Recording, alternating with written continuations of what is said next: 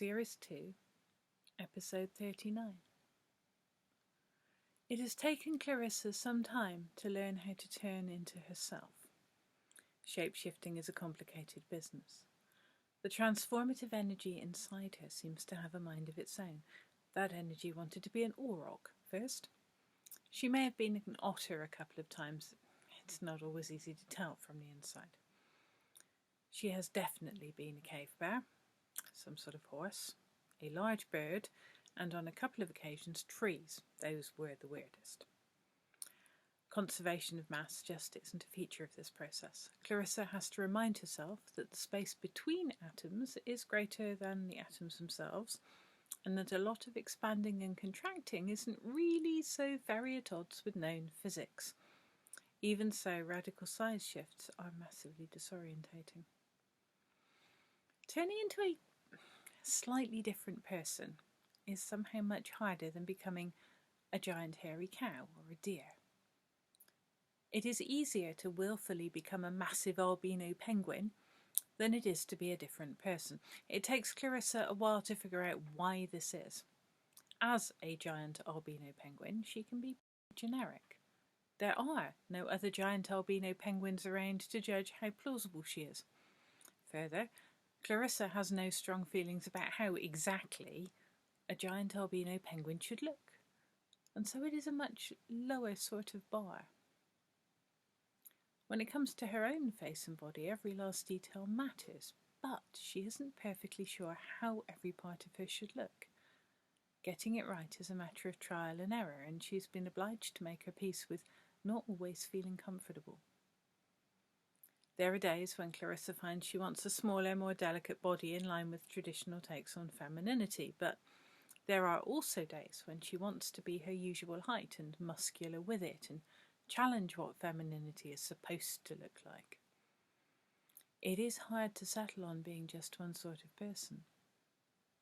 It takes a while for Clarissa to realise this is because the shape-shifting is intrinsic to her.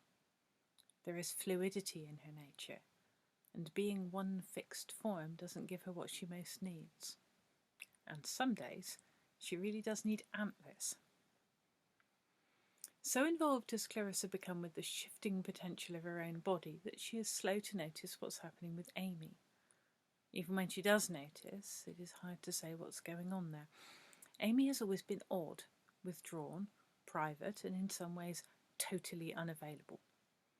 One of the things that makes their relationship work is that Clarissa does not need to know everything. She can accept her girlfriend's secretive nature and can wait to be told things.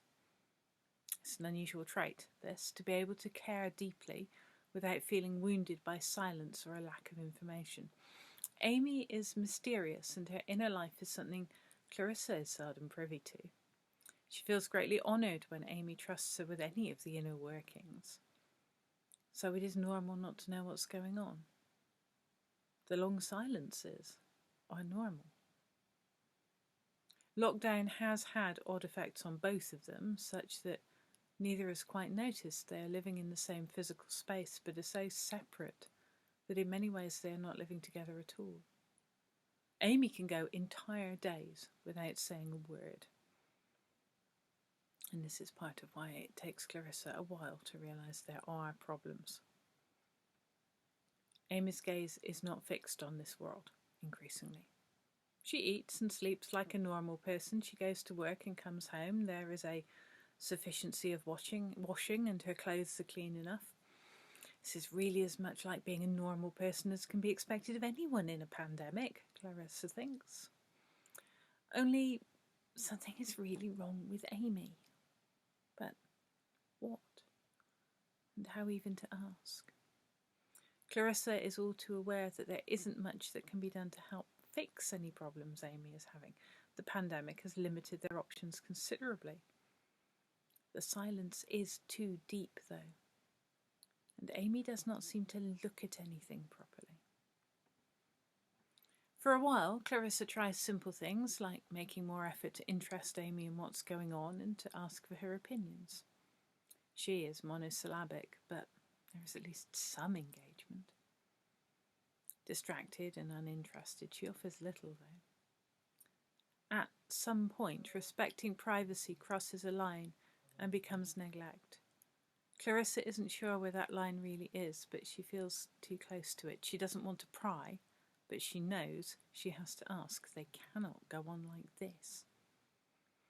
And so she launches awkwardly into questions about how Amy is feeling and what's going on. It takes a few rounds over several days before there are meaningful reactions. Confusion and distress feature. It's so hard to concentrate with him talking to me all the time, Amy eventually says. Shapeshifting has taught Clarissa to take all sorts of things in her stride. She asks calmly about the man who keeps talking. He's inside the hill, Amy says. He tells me stories and shows me things, which was cool when it started, but there's so much of it. She rubs her temples. He says I belong to him, with him, and keeps telling me what a disappointment Tim is. Whoever Tim is. A dam has broken open, and Amy says a great deal about the man who is somehow both inside her head and under a hill. She talks about the ice and the boy who could see the marks on her face and who thought they meant something. Then she talks herself into remembering meeting Tim, self-proclaimed servant of the ice and somewhat unconvincing occultist. I can see how Tim would have been disappointing. You'd have to have very low expectations not to be let down by a boy like him, she says. Clarissa thrusts a mug of tea into Amy's hands, rubs her lower back and makes encouraging noises. Keep talking, she says, because there is life in the words. I've been so frozen, like something caught in a glacier, Amy says. There's so much ice melting. I feel I should be going to Siberia to look for defrosting mammoths. We may have to make do with the internet, Clarissa says, feeling relieved and confused in about equal measure. I don't want to go under a hill, Amy says. Glad to hear it, says Clarissa. But I do have to figure out what to do with the ice. I am marked by it. I do belong to it. Has he stopped talking now? Clarissa asks. Yes, for now, Amy tells her. I think he's just listening at the moment. Well, if he can hear this, he needs to go easy on you, Clarissa says. Perhaps we both need to go under the hills. There are ways. That feels like a way forward, Amy says. I will converse with my people, Clarissa says, enigmatically.